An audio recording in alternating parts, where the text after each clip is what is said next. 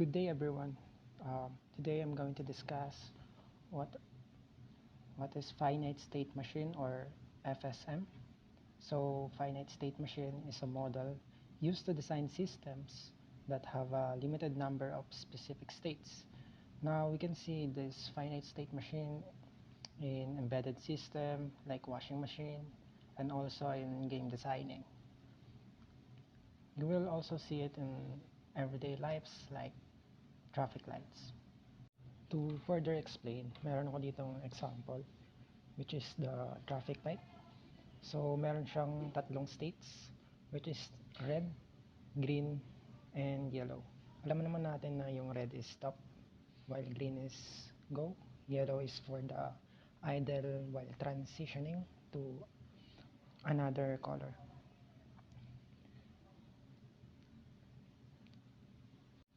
Now, para magpalit yung kulay nila dun sa may traffic light, meron dapat tayong input. So yung yung input na nilalagay talaga sa traffic light is the timer or yung sensor na tawagin natin as letter T. So kapag yung sensor or yung timer is 0, the state will remain red. But if the timer indicates number 1, it will now transition to green.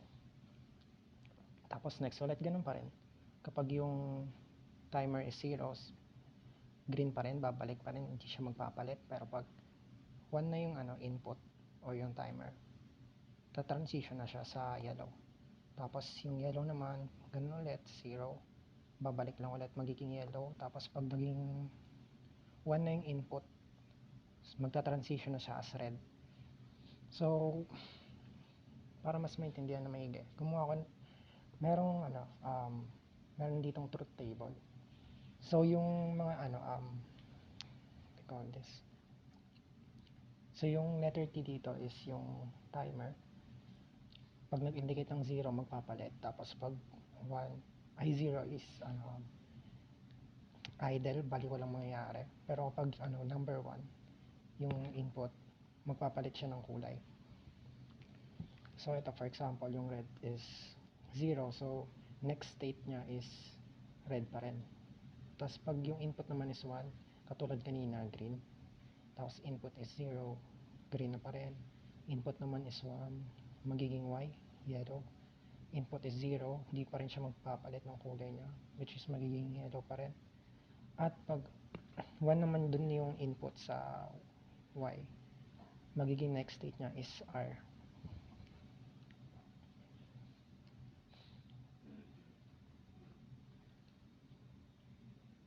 So another example here is the sensor. Sensor kapag mag-stop na or mag-go yung signal. So ang input natin dito is timer again, and may bago na, which is trax waiting. Gawin natin siyang TR. So kapag yung timer is 0, hindi pa rin siya magpapalit katulad kanina. Pero kapag 1 na yung timer, magta-transition na siya, magiging go.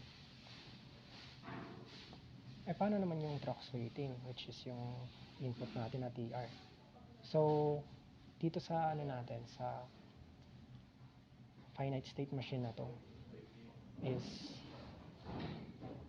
kahit na 1 or 0 yung TR natin, which is the trax waiting, hindi pa rin magbabago yung state niya.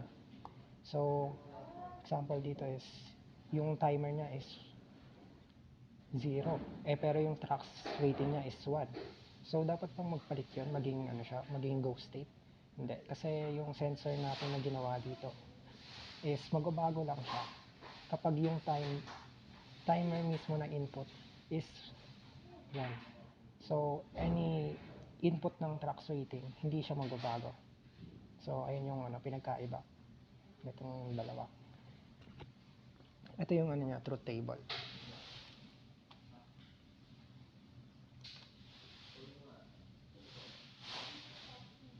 So ito yung niya. Kapag yung timer is 0, yung trax TR is 0, tapos yung state is stop, ang magiging next state is stop pa rin. Pero pag yung input which is 0 tapos yung TR is go, yung next state niya is go pa rin, hindi siya magbabago. Paano naman kapag yung TR niya is 1 na input, yung timer niya is 0 pa rin, tapos yung next state niya is stop, magbabago ba yun? Hindi, kasi yung sabi ko nga kanina na yung system natin na ginawa dito sa sensor is magpapalit lang siya kapag yung timer mismo is nagpalit siya ng state niya maging 1. Kapag 1 yung timer, doon lang siya magbabago. So next, ganun pa rin, 0, 1 go state, yung next state niya is go, tapos yung timer naman, ito na yung dito lang siya magbabago sa truth table. Kapag yung timer is 1 tapos yung TR din is 1, doon lang siya kapag yung timer is 1, kahit anong TR, magbabago siya ng state. Katulad nito, 1, 0, yung state niya is stop, magkapalit na siya ng go. Kapag yung naman, ito rin yung isa, 1, 0 ulit, tapos state niya naman is go, yung magiging next state niya is stop na, bali nagpalit na siya, transition. So sa dalawang dalawang example ng finite state machine, itong una, which is yung traffic light, tinatawag natin siyang